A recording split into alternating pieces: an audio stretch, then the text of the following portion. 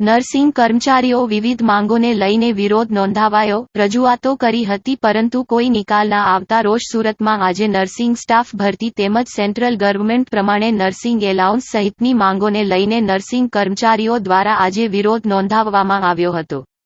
Central government પ્રમાણે nursing allowance, nursing staff ભરતી, central government પ્રમાણે યુનિફોર્મ અને વોશિંગ એલાઉન્સ સહિતની માંગોને લઈને વિરોધ કરવામાં આવ્યો હતો। મનોજભાઈ નિકુમે જણાવ્યું હતું કે મુખ્ય મુદ્દો એ છે કે નર્સિંગ સ્ટાફની વહેલીમાં વહેલી તકે ભરતી થવી જોઈએ। ઘણા વખતથી એલાઉન્સની માંગણીઓ છે તે સંતોષાવી જોઈએ। અમારી મુખ્ય માંગ છે કે સ્ટાફ ઓછો છે, જેની વહેલી તકે ભરતી થવી જોઈએ। વધુમાં જણાવ્યું હતું કે કોરોના દરમિયાન પણ નર્સિંગ સ્ટાફે દર્દીઓની નિસ્વાર્થ ભાવે સેવા કરી છે અને હાલમાં પણ કરી રહ્યા છે। એક સ્ટાફ 30થી 40 દર્દીઓ વચ્ચે કામ કરી રહ્યો છે।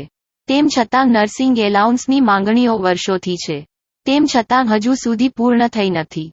રાજ્ય સરકાર દ્વારા નર્સિંગ એલાઉન્સ 3000 રૂપિયા આપવામાં આવે છે।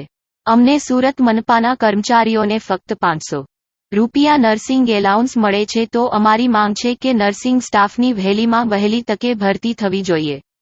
એલાઉન્સની માંગણીઓ છે તે પૂર્ણ થાય તેવી અપેક્ષા છે। આ અંગે અમે અગાઉ રજૂઆતો કરી હતી પરંતુ કોઈ નિકાલ આવ્યો નથી। રિપોર્ટર સુનિલ ગાંજાવાલા, સુરત। જી, આપનું નામ?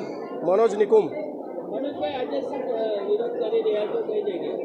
અમારો મુખ્ય મુદ્દો એ છે કે નર્સિંગ સ્ટાફની વહેલીમાં વહેલી તકે ભરતી થવી જોઈએ।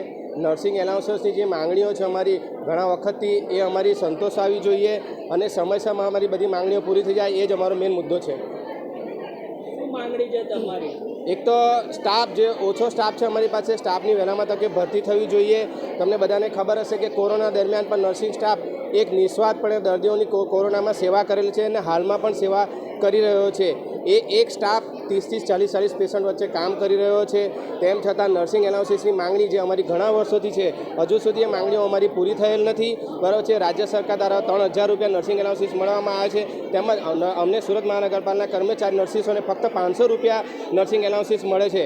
તો અમારી એક જ માંગણીઓ છે કે અમારી જે નર્સિંગ એલાઉન્સીસ છે એ વહેલી તકે શરૂ કરવામાં આવે, અમારી સ્ટાફની ભરતી કરવામાં આવે, તેમજ કોવિડ દરમિયાન જે વધારો રાજ્ય સરકાર દ્વારા દરેક અન્ય મહાનગરપાલિકાઓના કર્મચારીઓને પણ આપવામાં આવે છે, એ લઘુત્તમ વેતન ધારો પણ અમને હજુ સુધી મળેલ નથી। તો આ તમામ માંગણીઓ અમારી વહેલી તારીખે સંતોષાય એવી જ અમારી અપેક્ષા છે। આના માટે તમે કોઈને રજૂઆત કરી હતી?